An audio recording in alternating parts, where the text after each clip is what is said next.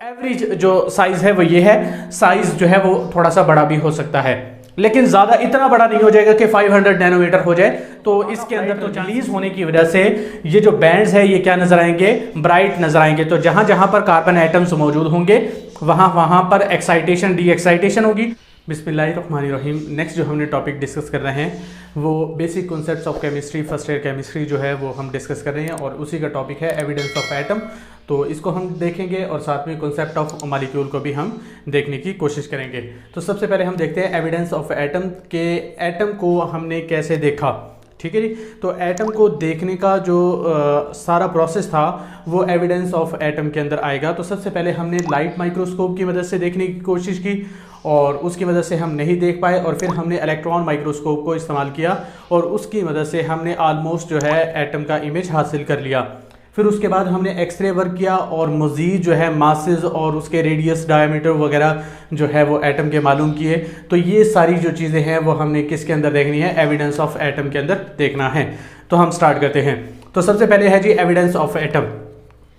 तो evidence of atom जो है उसके अंदर हम देखते हैं कि क्या क्या चीज़ें जो है वो आई थी। अब सबसे पहले हम देखते हैं कि हमारे पास लाइट माइक्रोस्कोप जो है उसकी मदद से, अब सबसे पहले तो हम देख लेते हैं कि लाइट माइक्रोस्कोप से भी पहले हमारे पास आंख होती है और आंख की मदद से भी एटम को देख सकते हैं या नहीं देख सकते, वो भी हमने देखना है। ठीक है जी। तो आंख जो है बेसिकली क्या चीज़ यूज़ करती है देखने के लिए, वो विजिबल लाइट को या सनलाइट को इस्तेमाल करती है।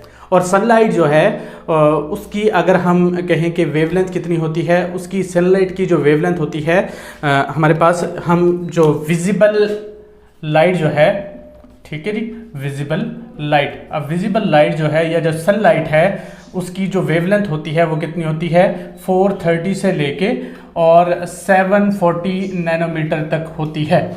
ठीक है जी। तो हमारे देखने के लिए जो हम इस्तेमाल करते हैं या जो लाइट माइक्रोस्कोप इस्तेमाल करती है, लाइट माइक्रोस्कोप के अंदर भी विजिबल लाइट ही इस्तेमाल की जाती है। तो मतलब उसकी जो रेंज होगी वो इस रेंज के अंदर होगी।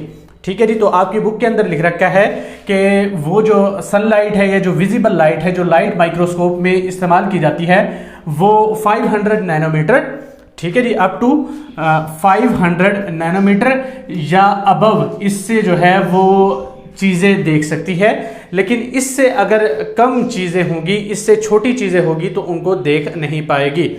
ठीक है जी। तो थोड़ा सा वैसे जेट फार्मूला जैसे होता है तो उसकी तरह मैं आपको समझा देता हूं कि अगर वेवलेंथ बड़ी हो जाती है किसी ऑब्जेक्ट से तो वो क्यों नहीं देख पाती। जैसे हमारे पास लेट से ये एक ऑब्जेक्ट है, ठीक है जी, और अगर हमारे पास ऑब्जेक्ट थोड़ा सा मैं बड़ा कर लेता हूं। अब यहां पर जो है हमारे पास वेवलेंथ जो है वो दो है, एक ये वाली वेवलेंथ है और एक ये वाली वेवलेंथ है। ठीक है जी। तो अगर हम देखें तो ये वाली जो वेवलेंथ है ये इसके ऊपर से गुजर जाएगी, तो यहां से जो है वो एटम का एविडेंस नहीं मिल पाएगा कि एटम यहां पर मौजूद है या नहीं है। लेकिन जब हम बात करते हैं इसकी, तो ये वाली जो वेवलेंथ है ये छोटी है। ठीक है जी। तो वेवलेंथ छोटी होने की वजह से एटम के साइज से अगर वेवलेंथ छोटी होती है तो वो टकरा जाती है, जिसकी वजह से हमें एविडेंस ऑफ एटम पता चल जाता है कि एटम यहां पर मौजूद है या नहीं है। ठीक है जी। तो आसान सा फार्मूला है, मतलब वेवलेंथ अगर बड़ी होगी एटम के साइज से तो वो एटम के एविडेंस को नहीं जाहिर कर पाएगी कि एटम यहां पर मौजूद है या नहीं है, और उसके साइज वगैरह को, ये सारी चीजों को नहीं बता पाएगी। लेकिन अगर वेवलेंथ छोटी है या कंपेरेबल है कि एटम जितना ही साइज है तकरीबन, तो डेफिनेटली वो जो है वो एविडेंस ऑफ एटम बता देगी। ठीक है जी। तो लाइट माइक्रोस्कोप के अंदर हम क्यों नहीं देख पाते, क्योंकि उसके अंदर विजिबल लाइट को हम इस्तेमाल करते हैं और विजिबल लाइट की जो फ्रीक्वेंसी है, ये जो वेवलेंथ है, सॉरी, तो वेवलेंथ जो है हमारे पास कितनी होती है, 430 से 740 नैनोमीटर, और ये जो है कितना मालूम कर सकती है साइज, 500 नैनोमीटर या उससे अबव जो है वो मालूम कर सकती है, उससे छोटा जो है वो मालूम नहीं कर सकती। लेकिन हमें पता है कि साइज ऑफ एटम जो है वो कितना होता है, हमें रेडियस का पता है 0.2 नैनोमीटर, और इससे ही हम साइज वगैरह जो है वो निकाल सकते हैं। तो ऑलमोस्ट साइज भी एटम का 0.1 नैनोमीटर या इस तरह ही होता है। ठीक है जी। तो एवरेज जो साइज है वो ये है, साइज जो है वो थोड़ा सा बड़ा भी हो सकता है, लेकिन ज्यादा इतना बड़ा नहीं हो जाएगा कि 500 नैनोमीटर हो जाए, तो इसके अंदर तो चांसेस ही नहीं है।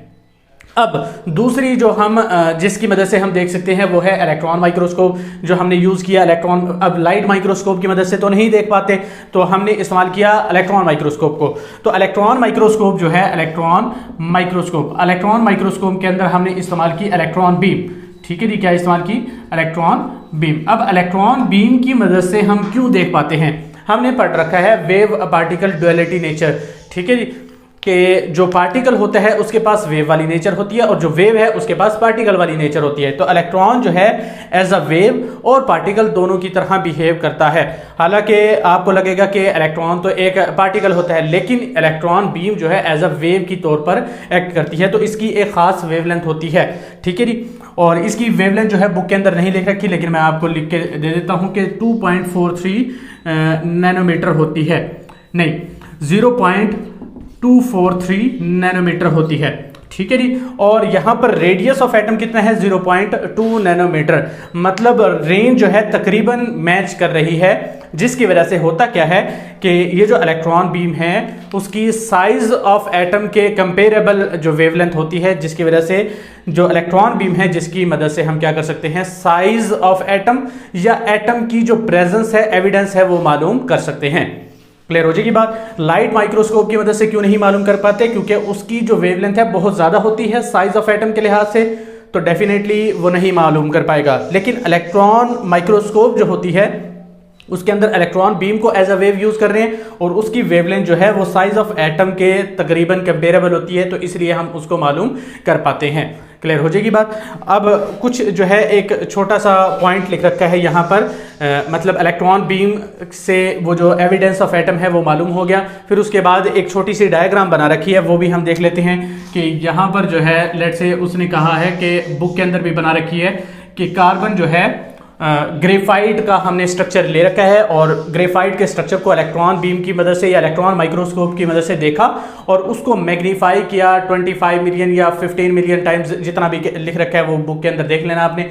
तो इतना टाइम्स उसको इंक्रीज किया और फिर जाके ये जो है हमारे पास इमेज हासिल हुआ। अब इसके अंदर उसने बता रखा है ये जो ब्राइट बैंड्स है, ठीक है जी, ये कौन से है? Bright bands. और दूसरे जो है ये जो लाइनें दिखा रखी है ये है डार्क बैंड्स। अब जो ब्राइट बैंड्स है ये शो कर रहे हैं कार्बन एटम्स को, जो कि ग्रेफाइट के अंदर लेयर्स की सूरत में मौजूद होते हैं। तो ये जो ब्राइट बैंड है यही कार्बन एटम को शो क्यों कर रहे हैं? डार्क बैंड भी तो कार्बन को शो कर सकते थे।